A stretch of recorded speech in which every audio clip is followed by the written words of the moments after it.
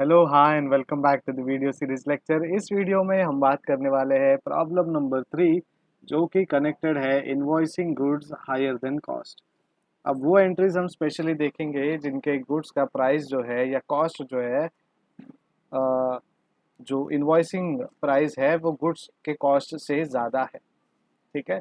तो कई बार ऐसा होता है कि इनवॉइस आपने 10,000 की बनाई है, जबकि उस पर्टिकुलर प्रोडक्ट का जो प्राइस कॉस्ट है, ठीक है, वो 9,000 होगी या 10,000 से भी और कम होगी, 3,000 होगी, 8,000 होगी, 5,000 होगी।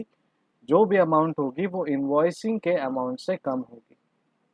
तो चलिए शुरुआत करते हैं। पहले क्वेश्चन रीड करेंगे और उसके बाद हम सॉल्यूशन देखेंगे। Rashid of city A sends 100 sewing machines on consignment to Malik of city B. The cost of each machine is $130, but the invoice price is at the rate of $160 each.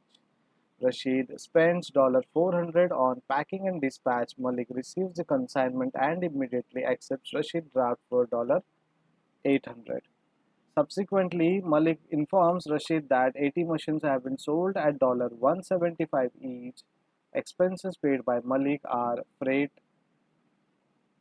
$600, goods on rent $50, and insurance $100. Malik is entitled to a commission of 6% on sales and 1.5% as Del Credit Commission. If you don't know about Del Credit Commission और इसका मतलब क्या है, तो playlist में जाइए financial accounting FY BMS के, और वहाँ पे कमीशन वाले वीडियो लेक्चर को आप देखेंगे तो आपको डेल क्रेडल समझ में आएगा। इनकी रिक्वायरमेंट है, give journal entries in the books of Rashid, also prepare necessary ledger accounts. तो जर्नल एंट्रीज इन्हें देनी है और नेसेसरी जर्नल अकाउंट्स हमें बनाना है। सो एंट्रीज इस तरीके से आएगी: consignment to CTB to goods sent on consignment account, 100 machines at $160 each sent on consignment.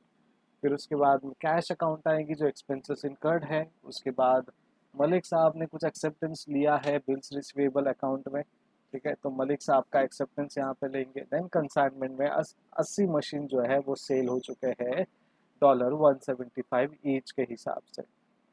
And then expenses कुछ इनकर्ड हुए थे, वो हम एंट्रीज लेंगे। और उसके बाद कमीशन जो 6% है प्लस 1.5% जो डेल क्रेडिट कमीशन है, वो अमाउंट हम मलिक साहब को देंगे।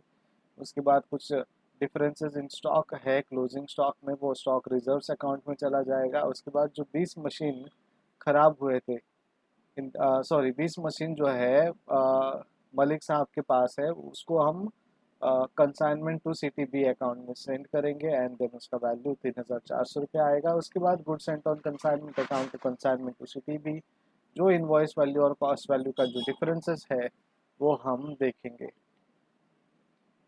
तो इस तरीके से हम जर्नल एंट्रीज करेंगे।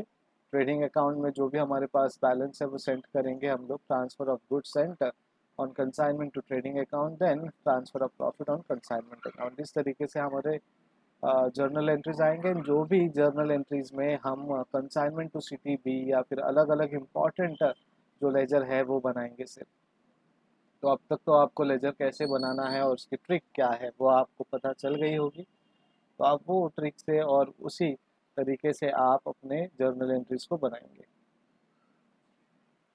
उसके बाद कुछ थियोरेटिकल क्वेश्चंस है हमारे पास और कुछ ऑब्जेक्टिव्स है। अगर आपको ये थियोरेटिकल क्वेश्चंस के आंसर कैसे लिखने हैं और इसमें क्या क्या लिखना है वो जानना है, तो कमेंट बॉक्स में जाइए और बताइए कि सर थियोरेटिकल क्वेश्चंस भी एक्सप्लेन कीजिए और हमारे लिए जो ऑब्जेक्टिव क्वेश्चंस है वो भी बताइए, ठीक है।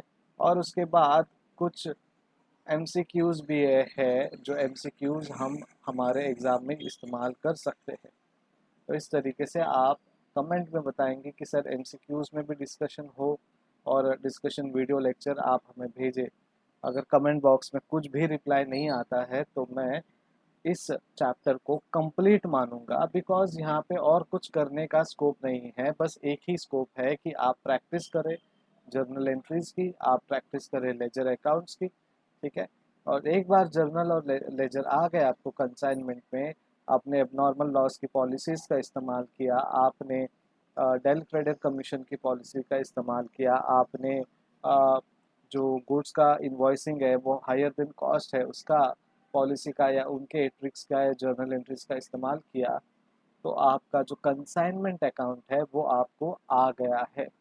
अब बस आप प्रैक्टिकली वो कहाँ और कैसे इस्तेमाल करेंगे उस बारे में सोचें, और बस दिमाग में रखिए कि कौन सी एंट्री में क्या इफ़ेक्ट आता है।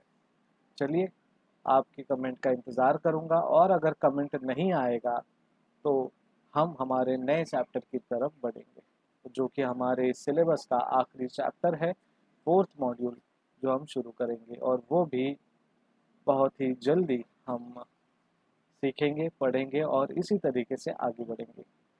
Thank you so much, bye bye, take care.